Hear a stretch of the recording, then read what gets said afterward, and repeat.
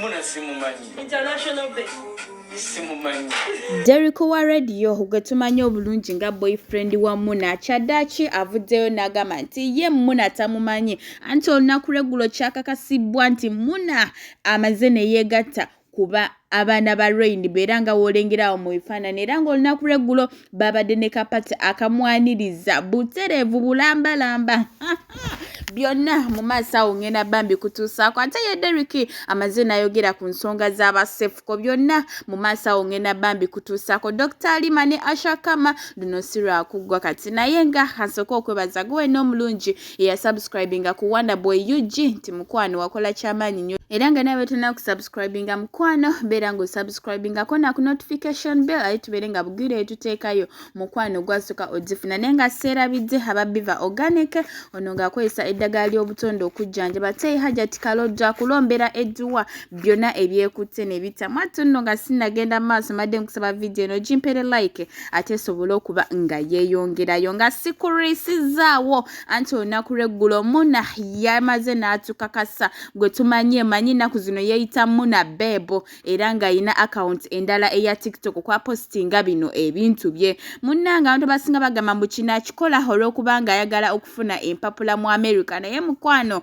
mwana muwala ono essaawa zino yajoyininze aba Rain era nga w'omulengera mu bifaananyi kyakakasiddwa bulungi era nga bamukoledde n'akabaga akamwaniriza butereevu era ng'oyo gw'olengera mu kifaananyi gwoba oyitanga bbaawe era olunaku lw'eggulo Derick ye yavuddeyo n'amwegana kaseera amaze okikakasa nti Muna yajoyininze bw'atyo n'amwegana era essaawa zino Muna tamumanyi era byonna ebikwatagana ku Muna takola ki tabimanyi ate nno olw'obusungu obungi Derick n'avaayo n'akomentinga ku nsonga z'abasefuko ne MC Chumi mbu babasibire ddala banange luno dro si lwakuggwa sagala mbe nga mbogerera ate kambe nga mukulekerako ye mwennyini nnyini nga yeeyogerera ne bamusiba ebirungi komisinza nakuvayo kumwogerako oyo abo baana beefudde ekitalo bamusiba ogwasooka kati simanyi oba bamusibira ku bisimanyi sibifolowinga nyo naye waba bamusiba ogwokubiri abeereyo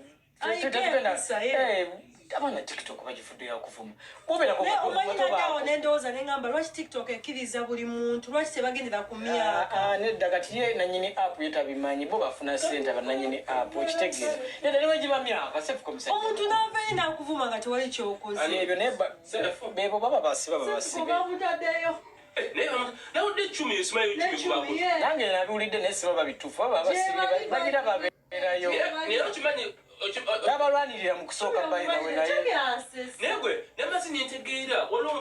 gwe namaze nenkitegeera sigenda kukyogera kino gwe wabula nalabi babasibye muli mutya mugamba mutya kansubye nti muli bulungi Ashakama mukwano ensonga ezimu twetaaga okuba nga tuli silent okireke kiyite kyoyitamu nkitegeera kubanga nze nange nali nkubyeko obulanga era mbukuba naye ensonga ezimu ozireka ne ziyita oli brand ate abo si b'okomyeko okukolera right kati buli wonaavaayo nga buli kampuni gy'ovuddemu odda ku social media n'ogamba abantu nga tokyagikolera biki omalayo wiikisi 2 wiikisi 3 abantu bagenda kitwala bate kati abagenda okuddamu okukozesa bagenda kitwala batya n'ekirala kampuni zino zitukozesa ensobi y'amaanyi kubanga zeyama ebintu nga tezigenda tuukiriza n'okwata abantu n'obatwalayo oluusi bababbye kati keep silent